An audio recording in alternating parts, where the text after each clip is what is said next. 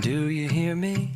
I'm talking to you across the water, across the deep blue ocean, under the open sky.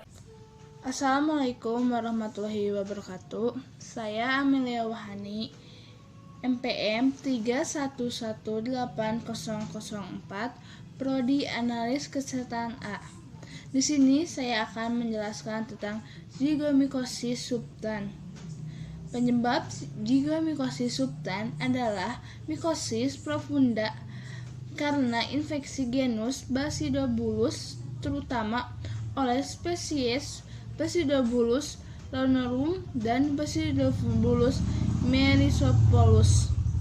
Zigomikosis subtan karena infeksi Basidiobulus lanorum, di mana inkulasi jamur penyebab terjadi melalui trauma, meskipun diduga juga melalui gigitan nyamuk. Lalu ada patogenesis.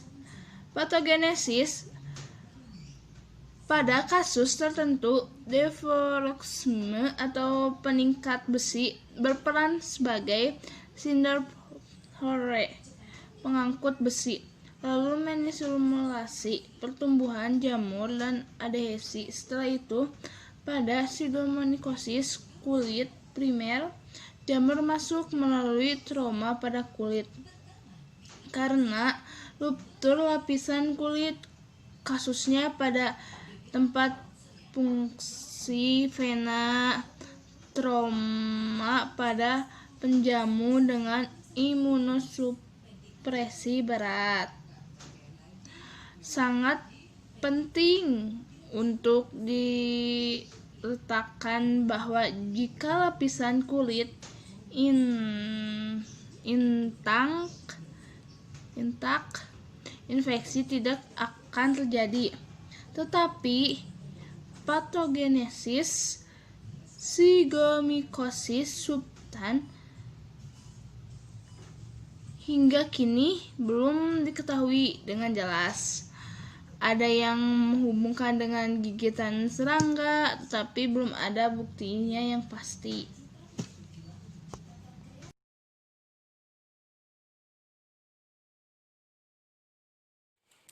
Saya Wulan Herdiawati akan menjelaskan tentang gejala klinis, diagnosis, dan pemeriksaan makroskopis dari zigomikosis subkutis.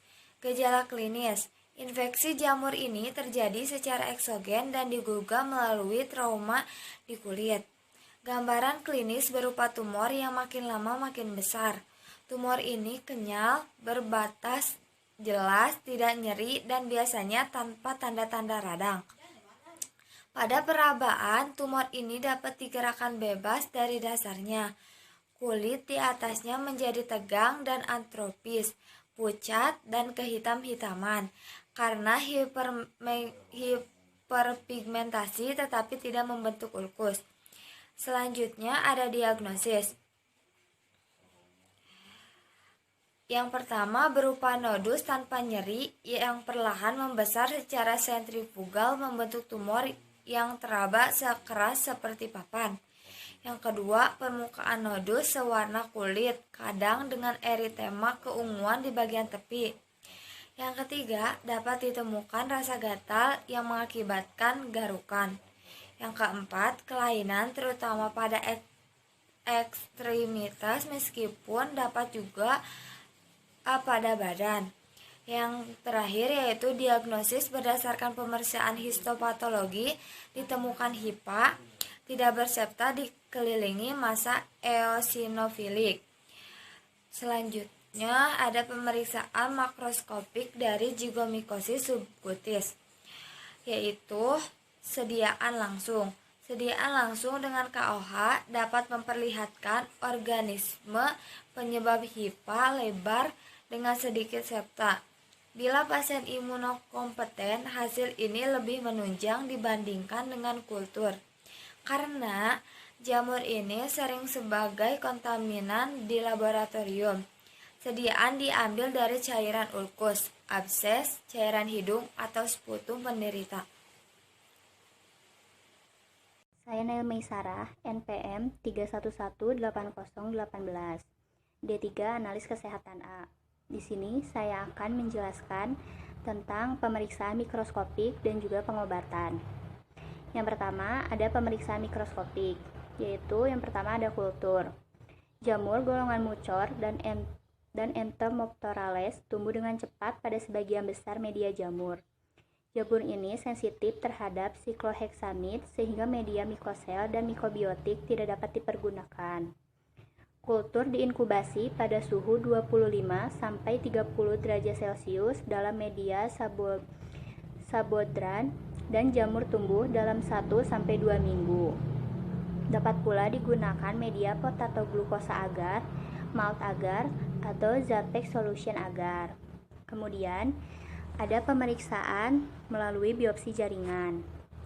Biopsi jaringan yang terinfeksi menunjukkan hifa lebar dengan sedikit septa, bercabang, dan kainositik. Secara histopatologis, tampak jaringan granulomatosa yang menggantikan jaringan lemak, walaupun kadang-kadang masih dapat ditemukan jaringan lemak. Untuk pewarnaan, dapat dipakai hematoksilin eosin. Dengan pewarnaan hematoksilin eosin, halo eosinofilik akan tampak jelas, sehingga memudahkan pencarian hifa. Pewarnaan hematoksilin eosin menampakkan hifa yang berwarna biru tua. Lalu yang terakhir ada pemeriksaan serologi. Pemeriksaan serologis tidak dilakukan pada golongan Mucorales karena spornya terdapat di mana-mana dan merupakan infeksi oportunistik. Bila dilakukan tes suntik intradermal, maka penderita maupun orang normal akan memberikan reaksi yang sama. Yang terakhir ada pengobatan. Pertama, operatif atau debridement. Khususnya pada kasus zigomikosis kutan, perawatan luka itu sangat penting. Pada beberapa kasus, dapat terjadi penyembuhan tanpa pengobatan yang spesifik.